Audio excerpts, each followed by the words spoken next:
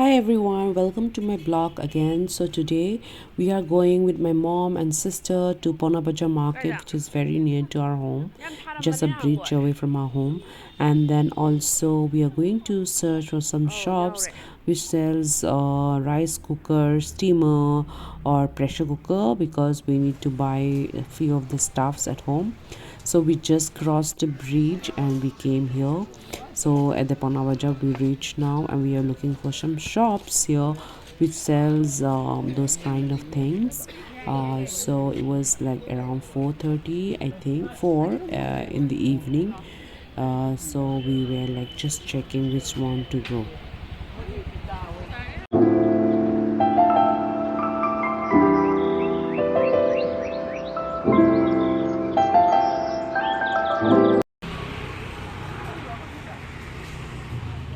Madam, the Paona Bazaar say, meeting to la me the deal wearing. I'm not hanging.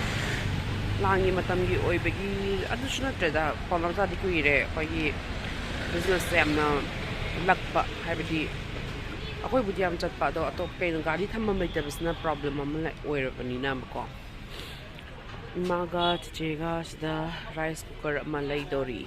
So here we are looking at the shop about some rice cooker, which one is good, which one is not. So let's see that if we are able to find here or not.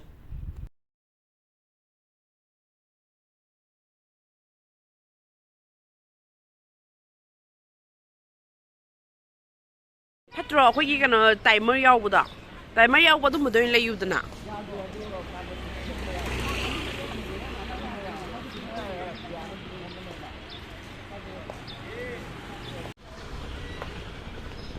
Kasi ito si upo je. Upo ro freeze la.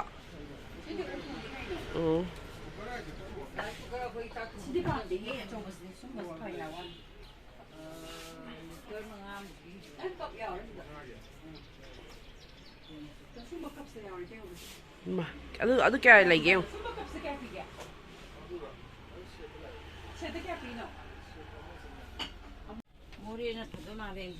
More lagtre hesi.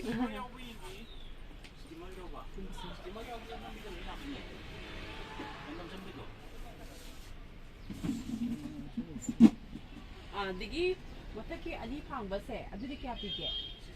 Kaya adu ba tanto? Adu kaya pige.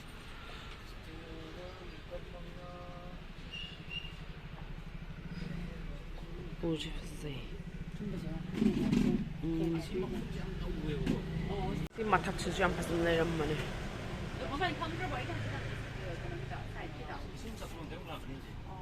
Aduga sige ka hani sige sina timer ya ba sabra sige ke wo ko bi sina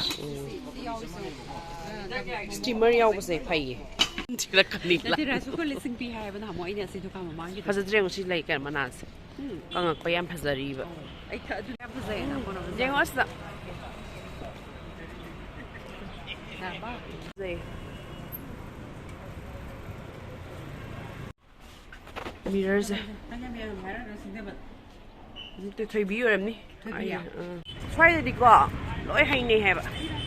Semba ko pas. Mayam sini ako in hazik laser ise sigi plate ka ngasai juicer gasti ako baban lerek pani ngasi ko. Ada ngasai gi rice steamer cooker do di ako in lerek pani sigi se made in Bangladesh ni hai. Ado kasi is na khwaidagi iling ling ba. Aduga 1500 PC rice cooker je phazai adom ai hangdu aroi du cover de yaw bu steamer ji yaw bu ne dum momo ke hobo do aina photo do uli se siga chap mane color ju chap mane ko mai color maroon jam pa mala adagi sigis na juicer sa ayuk to le pane sina ado yam lay adum play de lay do mayam za amam adum wakal na adun